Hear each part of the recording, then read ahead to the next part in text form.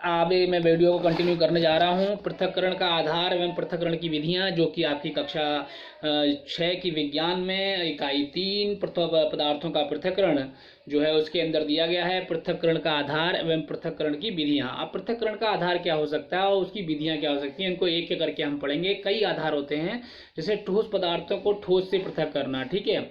इसके अलावा यदि हम बात करें, 4 तरह के हम बताएंगे आपको। इसके अलावा ठोस पदार्थों को ठोस से पृथक करना। इसके अलावा होता है बच्चे अघुलनशील ठोस पदार्थों को द्रव से पृथक करना। इसके अलावा तीसरा आपका होगा घुलनशील ठोस पदार्थों को द्रव से पृथक करना। और चौथा होगा 2 अमिश्रणीय द्रवों को पृथक करना। तो इस प्रकार से हम आपको ये 4 तरह के जो आधार बताएंगे। उन 4 तरह के आधारों को आधार पर, ठीक है, आपकी पृथक्करण की विधियां हम बताएंगे, ठीक है। तो ठोस पदार्थों को ठोस से पृथक करने के आधार पर कितने तरह की विधियां हो सकती हैं, ये हम आपको एक एक करके यहाँ पे डिस्कस करने जा रहे हैं। चलिए पढ़ते हैं थोड़ा सा। मिश्रण से उनके अवयवी तत्वों को या अद्वितीय घटकों को या अवयवों को पृथक करने की प्रक्रिया को पृथक्करण कहा जाता है। पृथक्करण की प्रक्रिया में मिश्रण के एक घटक से उस गुण का उपयोग किया जाता है जो दूसरे घटक में ना हो। कहने का मतलब क्या होता है, इस प्रक्रिया में हम ये देखते हैं कि जो जिनसे वो मिश्रण मिलके बना है, जिन घटकों से मिलके बना है, उन घटकों के गुण देखते हैं। अलग अलग गुण होते हैं घटकों के, तो उन्हीं गुणों के आधार पे हम इनको अलग अलग करते हैं।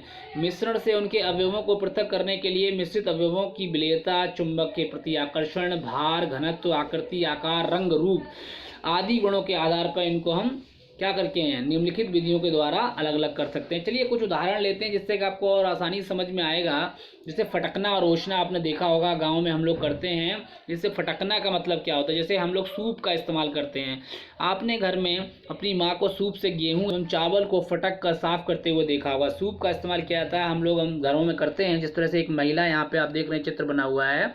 ये महिला क्या कर रही हैं, ये ओसना कर रही हैं। ओसाना का मतलब क्या है कि इन्होंने जो गेहूं था उसको ऊपर से जो है, गेहूं के अंदर क्या होते हैं, बहुत सारे अवांछनीय जो पदार्थ जो उसके अंदर जो निकलते हैं, जिसको हम क्या बोलते हैं, गेहूं को जब हम कूटने के बाद फटकते हैं ना, तो जो उसके अंदर भूसी निकलती है, जो अशुद्धियां होती हैं जिनकी हमें आवश्यकता नहीं होती, वो क्या होती है, वो हवा के द्वारा जो है दूर चली जाती है। हवा चल रही होती है जिस दिशा में, वो आगे जाके इकट्ठा हो जाता है और नीचे गेहूं बैठता रहता है, ठीक है। इस प्रकार से इसको ध्यान से देखेंगे। जिस प्रकार से हमारे घरों में हमारी माताएं बहनें जो हैं क्या करती हैं, वो क्या करती हैं, सूप को लेती हैं, उससे फटकती हैं। फटकने से क्या होता है, उसके अंदर का जो भूसी होती है वो उड़ के चली जाती है और उसके अंदर हमारे चावल और जो दाल और जो तमाम चीज़ें होती हैं वो रह जाती हैं, जो हमारे खाने के लिए उपयोगी होती हैं। इस विधि द्वारा वे सूप से अनाज में मिली हल्की अशुद्धियों को अलग करती हैं। पृथक करने की इस विधि को फटकना कहते हैं। देखिए फटकना, वे ऐसा क्यों करती हैं, इस विधि द्वारा क्या होता है, मिश्रण के जो हल्के होते हैं बच्चों तत्व, जो हल्के पदार्थ होते हैं, जो घटक होते हैं, वो क्या होते हैं, हल्के ठोस घटकों को उनके भारी ठोस घटकों से पृथक किया जाता है। खलिहानों में किसान को वायु की सहायता से गेहूं को साफ करते देखा होगा आप लोगों ने, ठीक है। जो कि क्या होता है, खेतों के अंदर क्या करते हैं, किसान वायु की सहायता से गेहूं को साफ करते हैं। किसान भूसी युक्त अनाज को ऊंचे स्थान पर खड़ा होकर गिराता है, जिससे क्या होता है, बाहरी गेहूं, जो भारी गेहूं के कण होते हैं उसके पास गिरते जाते हैं और हल्का जो भूसा होता है वो हवा से उड़कर कहाँ चला जाता है, दूर एकत्रित होता जाता है। पृथक्करण की इस विधि को बच्चों हम ओसाना कहते हैं। मतलब जब एक किसान जो है अपने खेत में जो है क्या होता है, गेहूं को क्या करता है, उसको वायु की सहायता से साफ करता है। तो गेहूं तो क्या होता है, उसको ऊपर से जब छोड़ते हैं हम, कई बार पंखा लगा कर भी लोग करते हैं, लेकिन जब हवा चल रही होती है तो उस हवा के सहायता से भी हम इसको ओसाना की प्रक्रिया को करते हैं। तो ये प्रक्रिया थी जिसको आपने सामान्यतः अपने घरों में, अपने परिवार में, अपने खेतों में देखा होगा। आपके जो किसान भाई बहन हैं वो करते हैं इस तरह की प्रक्रिया साफ करने के लिए गेहूं को। देखिए थ्रेसिंग क्या होती है, इसको ध्यान से समझने की ज़रूरत है।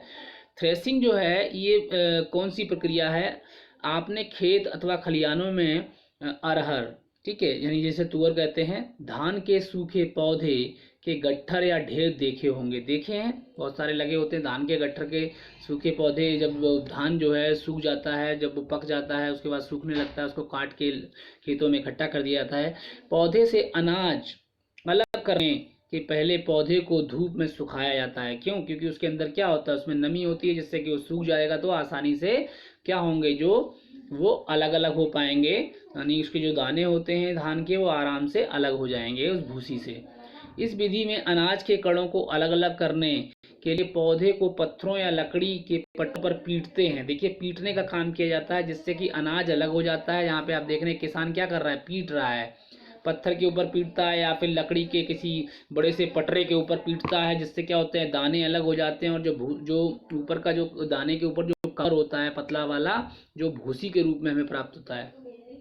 अन्न कणों को पके हुए पौधों से अलग करने की प्रक्रिया को थ्रेसिंग कहते हैं। देखिए, बहुत ही आसान चीज़ है। थ्रेसिंग क्या होती है कि जब हमारी फसल पक जाती है, जब हम उसे काट लेते हैं, जब उसे सुखा लेते हैं, उसके बाद उसमें से दाने और पके हुए कणों को, जो दाने बोलते हैं, अन्न के पके हुए कणों को पौधे से अलग करने की जो प्रक्रिया होती है उसको थ्रेसिंग कहा जाता है। इसको आजकल हम मशीनों के द्वारा भी करते हैं।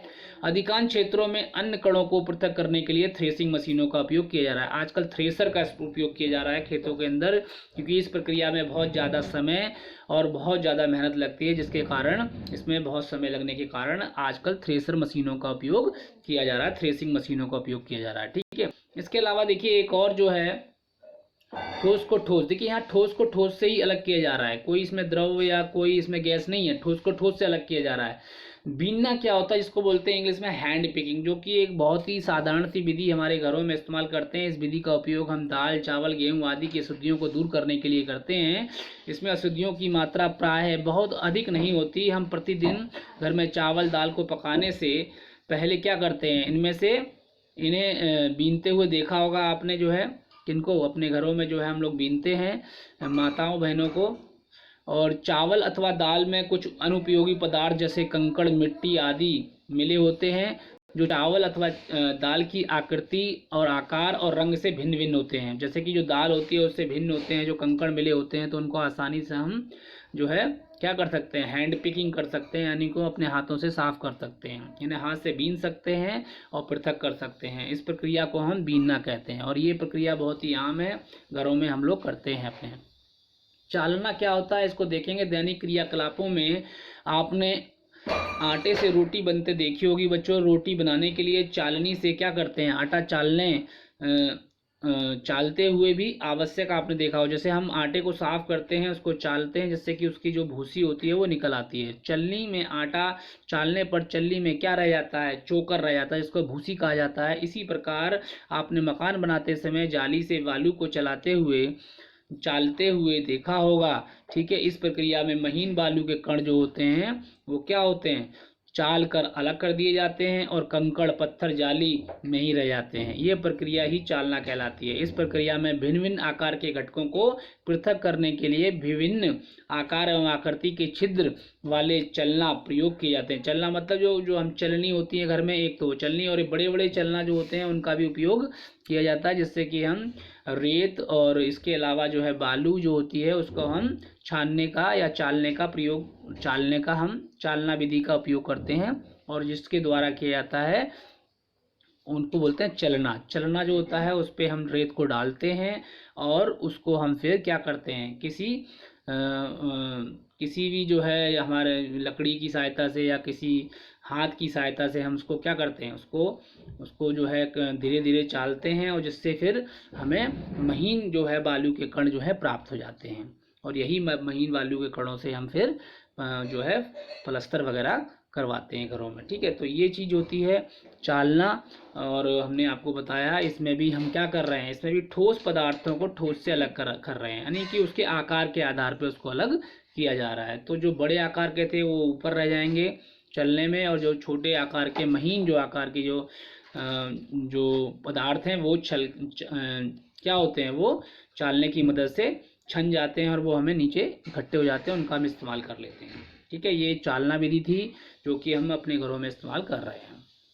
ठीक है, और विधियां क्या हैं देखते हैं।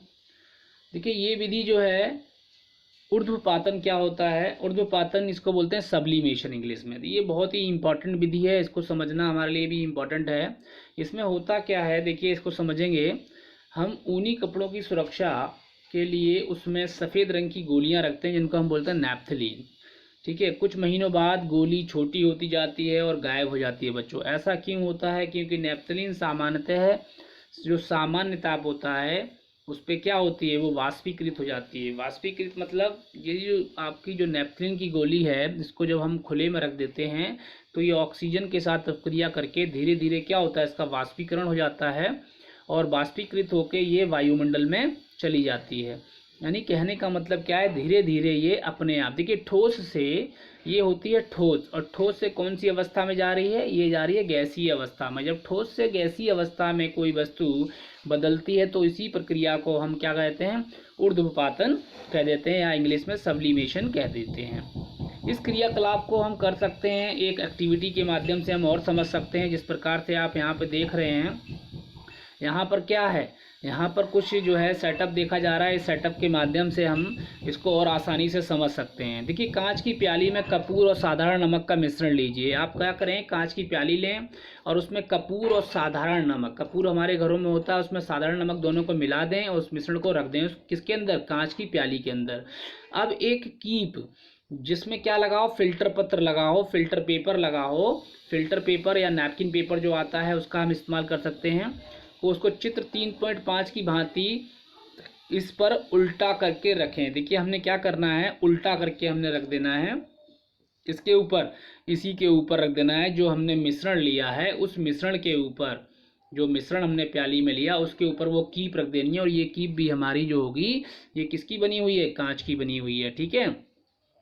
और इसमें हमने फिल्टर पत्र लगा दिया है, ठीक है। अब क्या करेंगे, कीप की पतली नली के सिरे पर थोड़ी भीगी हुई रुई लगा देते हैं हम लोग। रुई लेना है, ऊपर देख रहे हैं आप रुई लगी हुई है, यहाँ पर ध्यान से देख सकते हैं। देखिए ये रुई लगी है ऊपर, ठीक है, ये रुई है। और यहाँ पर ये उल्टी हुई कीप लगी है। ये नीचे आपकी कांच की प्याली है जिसके अंदर नमक और कपूर का मिश्रण हमने यहाँ रख दिया है। और नीचे जाली लगा दी गई है। और नीचे वहाँ पर क्या है, यहाँ पर नीचे हम देख रहे हैं कि कीप रखी गई है। कीप की पतली नली, कीप ऊपर रखी गई, उसमें ऊपर हमने क्या लगाया है, भीगी हुई रुई लगाई है। पानी से भीगी रुई कीप के बाहरी भाग में लपेट देंगे। देखिए हम रुई लेने का क्या मतलब है यहाँ पे, अभी अब आपको हम समझाते हैं। इसको पहले पढ़ देते हैं फिर समझाते हैं पूरा। पानी से भीगी हुई जो कीप के बाहरी भाग में उसको लपेट देंगे, जो रुई होगी, ठीक है, जो हमने पानी से भिगा ली रुई उसको हम कीप के बाहरी जो भाग होगा उसमें लपेट देंगे, ठीक है। अब प्याली को चित्र की भांति रखकर तब तक गर्म करेंगे बच्चों जब तक कि मिश्रण से धुआं ना उठने लगे। अब आप क्या देखेंगे, ये धुआं कीप के ठंडे भाग तक पहुंचने पर फिर से क्या हो जाता है, ठोस कपूर में परिवर्तित हो जाता है। इस प्रकार कपूर मिश्रण से पृथक हो जाता है बच्चों।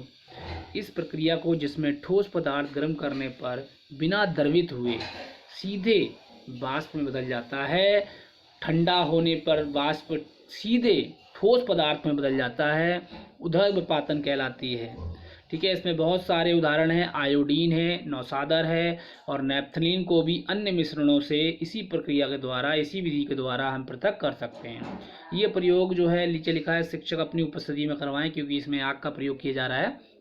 देखिए इसमें बहुत ही आसान तरीके से यदि मैं आपको समझाऊं, यहाँ पे नीचे एक लैंप लगी हुई है जिससे कि क्या हो रहा है, नीचे देखिए एक स्टैंड है, स्टैंड के ऊपर एक जो है हमने एक जाली लगाई हुई है और नीचे यहाँ पे एक स्प्रिट जो है, क्या नाम है इसमें, मिट्टी का तेल, और ये एक तरह का जो है आपका लैंप समझ लीजिए, जिससे कि हम ये अग्नि को प्राप्त कर रहे हैं। और नीचे जाली लगा दी और उसके ऊपर एक प्याली लगाई गई है कांच की। उस कांच की प्याली के अंदर हमने नमक और मिश्रण ले लिया है, किसका, नमक का और कपूर का। अब क्या किया हमने, यहाँ पे एक उल्टी कीप लगा दी और उस कीप में हमने एक फिल्टर पेपर लगाया और ऊपर हमने रुई लगाई है। रुई में क्या है बच्चों, रुई के अंदर रुई को भिगा के लगाया है, जिससे क्या होगा, रुई थोड़ी ठंडी रहेगी।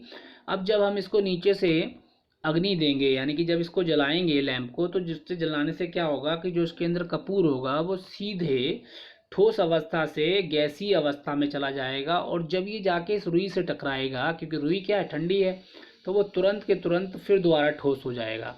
तो कहने का मतलब क्या, जो ऊर्ध्वपातन की प्रक्रिया है, जो सब्लिमेशन का मतलब ही होता है कि एक पदार्थ का ठोस अवस्था से उसकी गैसीय अवस्था में बदलना और गैसीय अवस्था से ठोस अवस्था में बदलना। मतलब अब इसमें क्या होता है, ठोस से पहले वो द्रव में आना चाहिए था, लेकिन वो द्रव में ना आके सीधा किस में चला गया, ठोस से वो सीधा चला गया किसमें, गैसीय अवस्था में चला गया। इसी को बोला जाता है सब्लिमेशन या ऊर्ध्वपातन। और सीधा गैसीय अवस्था से वो किस में आ गया, गैसीय अवस्था से वो सीधा आ गया ठोस अवस्था में। जब हमने वो रुई से जाके वो जो है उसका जो बाष्प था वो जाके उससे टकराया, किसका, जब आपके कपूर का बाष्प जो है वो रुई से जाके टकराया, तो क्योंकि रुई ठंडी थी, भीगी हुई थी, जब उससे टकराई तो वो जाके बाष्प जो थी वो ठंडी हो गई, और ठंडी होने से क्या हुआ, वो दोबारा से कपूर में परिवर्तित हो गई। इस प्रकार से हम इस पूरी प्रक्रिया को जान पाए, और ये मैंने आपको बताया किस प्रकार से ठोस पदार्थों को ठोस से पृथक किया जाता है। तो ये 3-4 प्रक्रियाएं मैंने आपको बताई जिसमें हम ठोस पदार्थ को ठोस से अलग कर सकते हैं। इसी प्रकार से हम, जिस प्रकार से मैंने आपको बताया नमक और जो है कपूर को हम अलग कर सकते हैं, उसी प्रकार से आयोडीन, नौसादर और नेपथलीन को भी अन्य मिश्रणों से भी इसी विधि के द्वारा हम पृथक कर सकते हैं। ठीक है, क्योंकि ये सब क्या है, ये भी अपने जो है ऊर्ध्वपातन की प्रक्रिया को क्या करते हैं, सामान्यतः उसका पालन करते हैं। तो ये था हमारा जो है ठोसों को ठोसों से पृथक करने की प्रक्रिया। ठीक है बच्चों, इनको ध्यान से देखिएगा, समझिएगा, और यदि आपके मन में कोई सवाल, कोई प्रश्न है तो आप ज़रूर जो है कमेंट बॉक्स में लिखिएगा, ताकि मैं आपको उन सवालों के जवाब दे सकूं। ठीक है, थैंक यू वेरी मच बच्चों फॉर वॉचिंग दिस वीडियो।